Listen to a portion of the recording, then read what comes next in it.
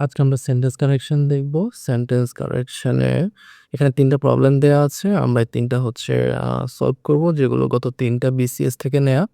তো ১ম টা হচ্ছে আইডেন্টিফাই দি কারেক্ট সেন্টেন্স। ৪ টা অপশন দেয়া আছে। আমরা দেখব কোন অপশনটা সঠিক এখানে। অপশন হচ্ছে she speaks English like English, she speaks the English like English, she speaks the English like the English, she speaks English like the English. আমরা এই ৪ টা অপশন করে বুঝতে পারলাম যে এর অর্থ দাঁড়ায় হচ্ছে সে আ ইংরেজি ইংরেজি ভাষায় কথা বলে ইংরেজদের মতো করে। ঠিক আছে? তার আগে সলভ করার আগে আমরা একটু নোট দেখি, এখানেও নোট দিয়ে দিই।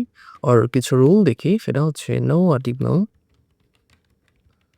Before any language.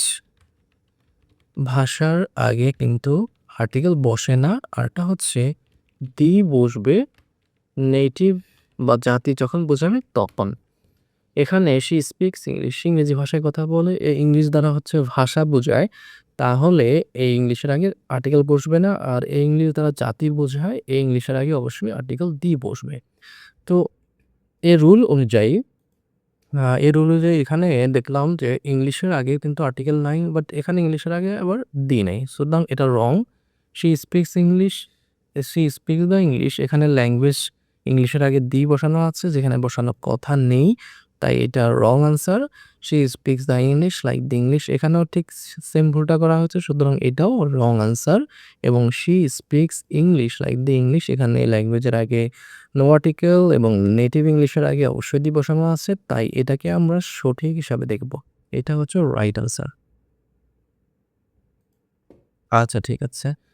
এবার তোমরা যারা এটা বুঝতে পেরেছো যে ল্যাঙ্গুয়েজের আগে নো আর্টিকেল এবং নেটিভের আগে দি, তারা অবশ্যই এটা করতে পারবে। কমেন্ট বক্সে অবশ্যই সলভটা করে দেখাও।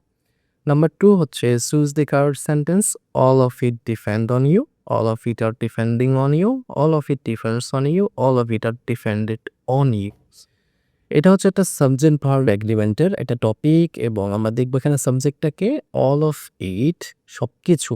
ইট এখানে হচ্ছে অল অফ ইট, সবকিছু। মূলত ইট একটি প্রোনাউন এবং সে একটি সিঙ্গুলার সাবজেক্ট, এবং পুরোটা মিলে অর্থ দাঁড়ায় হচ্ছে সব। সব এটা একটা ইউনিট, একটা সিঙ্গেল ইউনিট বোঝায়, সবকিছু সিঙ্গেল ইউনিট। ডিফারেন্ট, যেহেতু সাবজেক্টটা হচ্ছে সিঙ্গুলার, তাই ভার্বটা কিন্তু সিঙ্গুলার হইতে হবে। কিন্তু ডিফারেন্ট একটি ভার্ব যেটা প্লুরাল অবস্থায় আছে, তাই এটা wrong answer. All of it are, এখানে আরটা হচ্ছে ভার্ব এবং এটা প্লুরাল অবস্থায় আছে, তাই এটা হবে না। কারণ সাবজেক্ট সিঙ্গুলার হলে ভার্বকেও সিঙ্গুলার হইতে হবে, সুতরাং এটাও রং।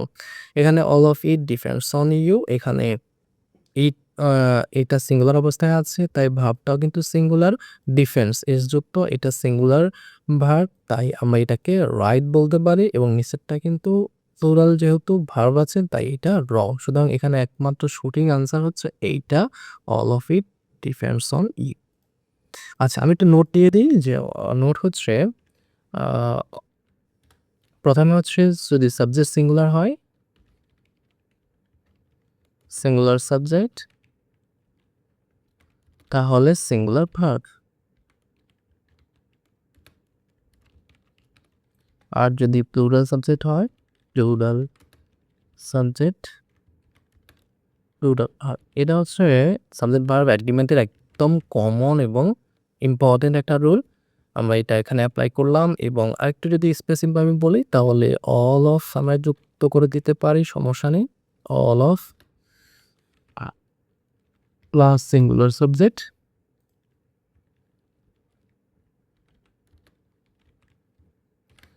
ওকে, এখানে ইট হচ্ছে সিঙ্গুলার সাবজেক্ট, এটা প্রোনাউন অবস্থায় আছে। ঠিক আছে? তো যারা আমরা এই রুলটা বুঝতে পারলাম, তারা আই থিংক এই টাস্কটা করতে পারবো। তারা সবাই ছাত্র। তোমরা যারা বুঝতে পেরেছো, অবশ্যই কমেন্ট বক্সে সমাধানটা করে দেখাও। ঠিক আছে? ওকে। আচ্ছা, তাহলে আমরা নাম্বার 3 দেখব, fill the gap with appropriate word. আচ্ছা, এখানে সেন্টেন্সটি হচ্ছে হানি ইজ টেস্ট সুইট। মধু হয় মিষ্টি। ঠিক আছে? আমরা এই সুইটটাকে একটু মডিফাই করব। তার পূর্বে যেকোনো একটা ওয়ার্ড নিব এখান থেকে, নিয়ে আমরা এটাকে একটু মডিফাই করব। তার আগে দেখে নেই যে অপশনগুলোকে কোন ক্যাটাগরিতে আছে। খেই আছে অ্যাডভার্বে, তারপর আছে মাছ আছে ডিটারমিনার,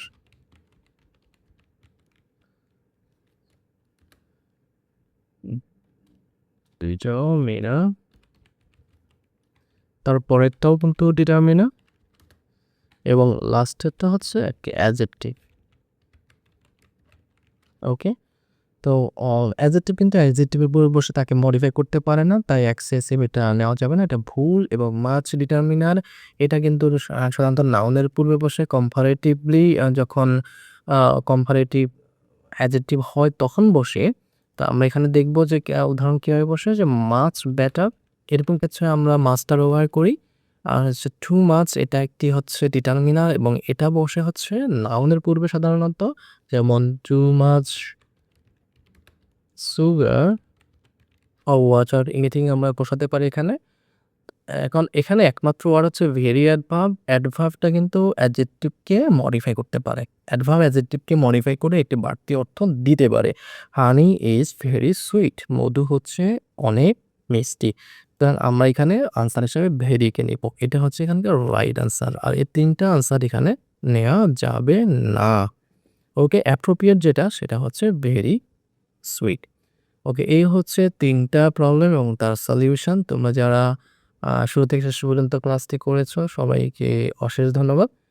আর যারা বুঝতে পেরেছো এবং এইখানে নোটগুলো দেয়া আছে তোমরা অবশ্যই খাতে তুলে রাখবে এবং টাস্কগুলো দেয়া আছে, টাস্কগুলো অবশ্যই কমেন্ট বক্সে জানিয়ে দিবে এবং এগুলো সমাধান করে দিবে। Thank you for watching.